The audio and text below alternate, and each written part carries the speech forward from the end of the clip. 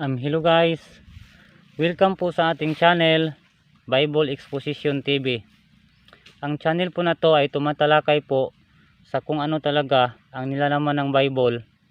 Kasi alam naman nating lahat na ang Bible talaga, dito po lahat nakasulat ang utos po ng ating Panginoong Diyos sa kanyang bugtong na anak na si Panginoong Hesukristo, na kung ano talaga ang dapat gawin at sundin ng tao para sa ikaliligtas natin sa darating.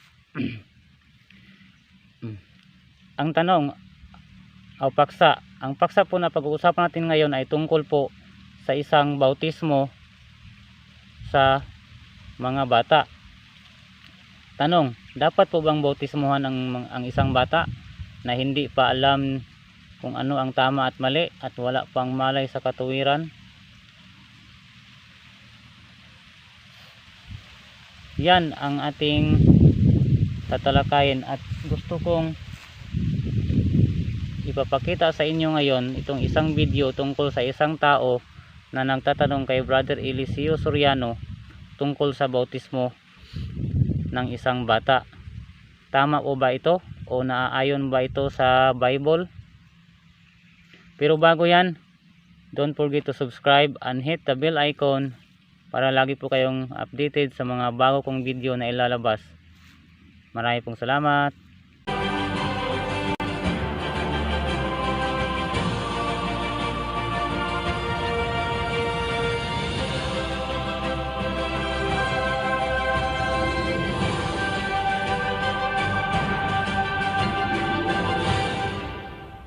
Brother Ray Endoso, isang Katoliko. Magandang gabi po, Brother Eli.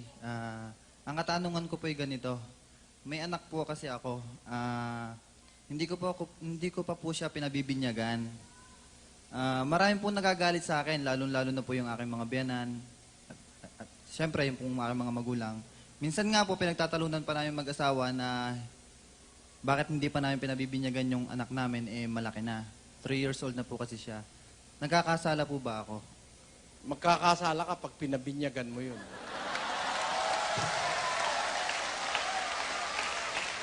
Unang-una, babalikan ko yung salita ng Diyos. Ano ba ang kasalanan? 3:4 ng unang Juan. Ang sino mang gumagawa ng kasalanan ay sumasalangsang din naman sa kautusan. At ang kasalanan ay ang pagsalangsang sa kautusan. Ayan, ang kasalanan, pagsalangsang sa utos. Ngayon, sino ba ang inuutusang magbinyag at pabinyag?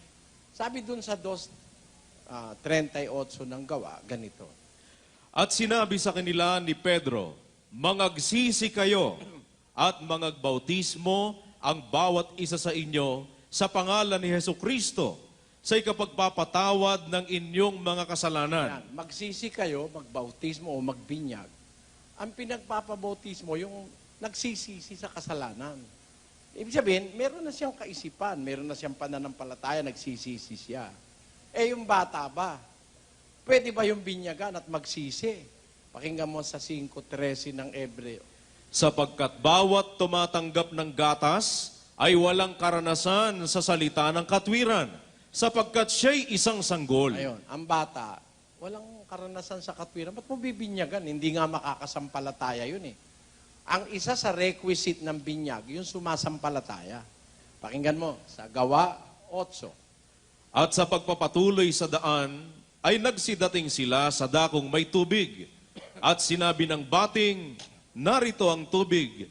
Ano ang nakahahadlang upang ako'y mabautismuhan? At Sinabi ni Felipe, kung nananampalataya ka ng buong puso, ay mangyayari. Ayan. Andito na ang tubig, sabi nung bating. Ano nakakahadlang para ako'y mabautismuhan? Ang sagot ni Felipe, isa lang. Kung sumasampalataya ka ng buong puso, mangyayari. Yung bata makakasampalataya.